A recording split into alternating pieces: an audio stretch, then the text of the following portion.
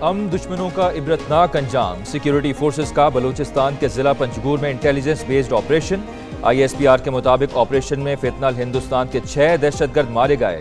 Security forces نے متعدد دہشت گرد ٹھکانوں کو نشانہ بنایا۔ ہلاک دہشت گردوں سے اسلحہ، گولہ بارود، بارودی مواد اور گاڑی برآمد۔ دہشت گرد علاقے میں متعدد کارروائیوں میں ملوث تھے۔ علاقے میں کلیئرنس آپریشن جاری۔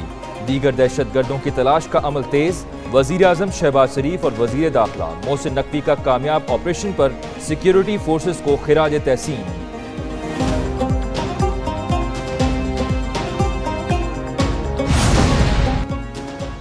پاکستان اور امریکہ کے تعلقات میں بڑی پیش رفت۔ پاکستان ٹرمپ انتظامیہ کا اہم اور غیر متوقع شراکت دار بن کر ابھرا۔ واکس کی تجزیے کے مطابق پاکستان امریکہ ایران تنازع میں کلیدی سفارتی ثالث سامنے آیا۔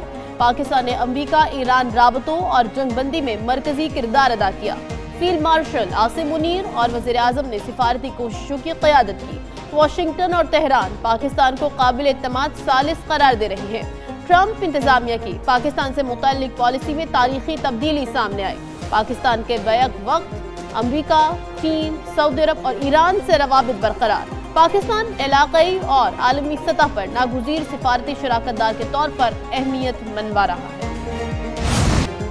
ایران کی جانب سے امریکی فوج پر حملہ جنگ کے دوبارہ آغاز کا جواز بن سکتا ہے۔ ایرانی سپریم لیڈر سے ملاقات نہیں کرنا چاہتا۔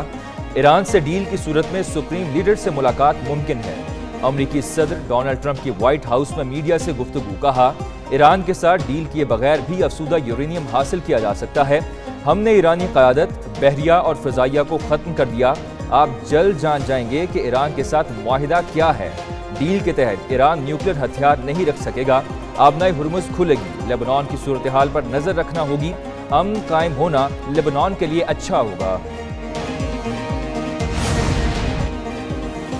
جنگ میں شکست کے بعد دشمن ایران میں تقسیم کے بیج بو رہا ہے۔ ایرانی سپریم لیڈر مجتبیٰ خامنہئی کہتے ہیں دشمن کو میدان جنگ میں ناکامی کے بعد مقاصد کے حصول میں مشکلات کا سامنا ہے۔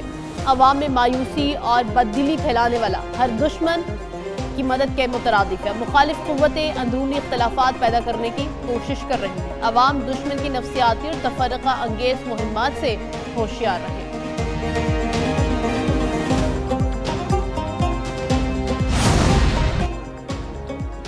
امریکی عوام کی اکثریت نے ایران جنگ کی مخالفت کر دی۔ امریکی سروے میں ایران جنگ کے لیے امریکی عوامی حمایت محدود قرار۔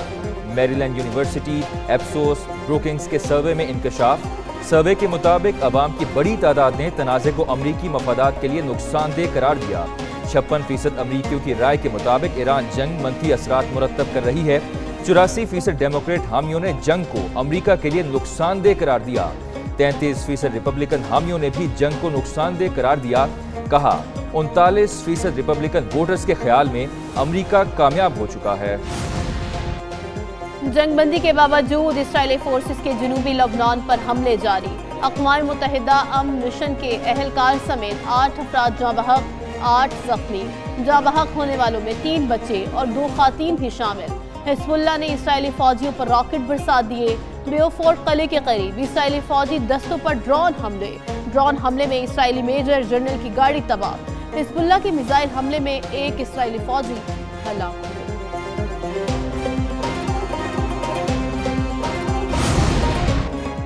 پاکستان بڑا خود مختار ملک ہے، کسی کا تابع نہیں۔ روسی صدر پیوٹن نے بھارت کے گودی میڈیا کو کھری کھری سنا دی۔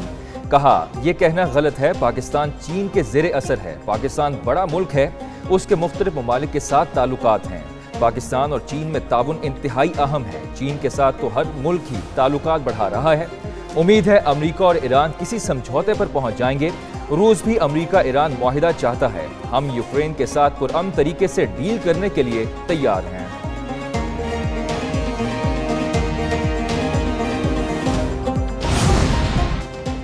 بشکیک میں وزیر داخلہ محسن نقوی اور ایرانی وزیر داخلہ سکندر مومنی کے درمیان اہم ملاقات۔ پاک ایران تعلقات اور خطے کی صورتحال پر تفصیلی تبادلہ خیال۔ دونوں وزراء داخلہ کے درمیان داخلی سلامتی امور پر گفتگو۔ خطے میں کشیدگی میں کمی کے لیے مشترکہ کوششوں پر اتفاق۔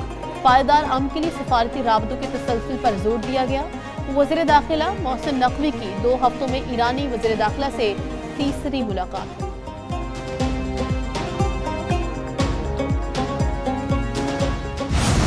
गिलगित बल्तिस्तान कौन बनेगा हुक्मरान, 2 दिन बाद सजेगा इलेक्शन का मैदान। गिलगित बल्तिस्तान असम्बली की 24 जनरल नशिस्तों पर पोलिंग इतवार को होगी। इंतखाबी मुहिम का आज आखिरी रोज, सियासी जलसे जुलूस और इंतखाबी मुहिम उरूज पर पहुंच गई। पीपल्स पार्टी, मुस्लिम लीग नून, तहरीक इंसाफ और दीगर जमातों और आज़ाद उम्मीदवारों की मुहिम जारी। बिलावल भुट्टो जरदारी आज गिलगित में इंतखाबी जलसे से खिताब करेंगे। इलेक्शन के लिए पोलिंग अमले की तरबियत और तैनाती का अमल भी मुकम्मल। शिगर में 17 पोलिंग स्टेशन को इंतहाई हसास करार दे दिया गया। गिलगित बल्तिस्तान में इंतखाबात के मौके पर सिक्योरिटी के लिए पाक फौज और पंजाब पुलिस की इजाफी नफरी भी तैनात।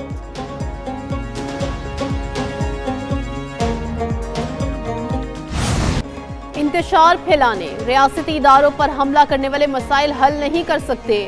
वक्त आ गया है इस खिते को आईनी हुकूक दिए जाएं। रहनुमा नून लीग ख्वाजा साद रफीक का गिलगित पे इंतखाबी जलसे से खिताब, कहा हम गिलगित बल्तिस्तान के हुकूक का मुकदमा लड़ेंगे, इस इलाके की महरूमियों को दूर करेंगे। गिलगित बल्तिस्तान को लाहौर और पंजाब जैसी तरक्की देने का फैसला आपके हाथ में है। खुर्रम दस्तगीर बोले, मुस्लिम लीग नून इस इलाके के मुतालिबात पूरे करने के अहल है। आलमी दबाव के बावजूद नवाज शरीफ ने इस मुल्क को एटमी क़ुव्वत बनाया।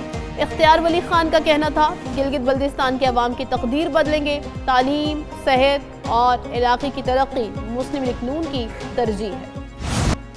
क्या होगा महंगा और क्या होगा सस्ता, किस पर लगेगा टैक्स, कौन होगा रिलैक्स, 10 जून को नए माली साल के बजट में पता चलेगा। कौमी असम्बली का बजट इजलास 10 जून को तलब। वजीर खजाना मोहम्मद औरंगजेब माली साल 2026-27 का बजट पेश करेंगे। वजारत खजाना के मुताबिक बजट में आइंदा माली साल के लिए मालियाती तरजीहात और पॉलिसी इकदामात शामिल होंगे। 9 जून को इकनॉमिक सर्वे 2025-26 जारी किया जाएगा। वजीर आजम शहबाज शरीफ की ज़ेर सदारत कौमी इक़्तिसादी काउंसिल का इजलास 8 जून को मुतवक्के। तरक्याती प्रोग्राम, तरजीहात और सालाना इक़्तिसादी अहदाफ पर फैसले होंगे। इक़्तिसादी नमू और तरक्याती अखराजात से मुतालिक सिफारिशात तैयार।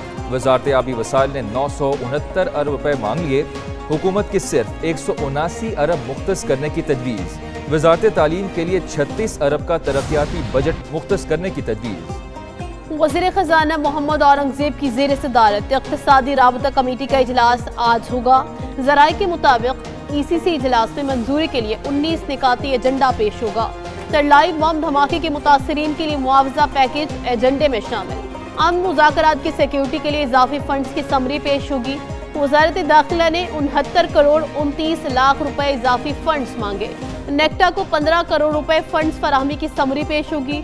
रेकोडिक सिक्योरिटी के लिए FC को 41 करोड़ फंड्स तजवीज़। वज़ीर आज़म ने कमर्शियल कोर्ट्स के क़याम के लिए कमेटी तश्कील दे दी। वफाकी वज़ीर कानून आज़म नज़ीर तारड़ कमेटी के सरबराह होंगे। अटॉर्नी जनरल मंसूर उस्मान आवान, वफाकी वज़ीर बिलाल अजहर क़यानी कमेटी में शामिल। सेक्रेटरी कानून राजा नईम अकबर भी कमेटी का हिस्सा होंगे। वकला फैसल नकवी, ज़ैनब जंजुआ और इब्राहिम आफीदी भी कमेटी का हिस्सा होंगे।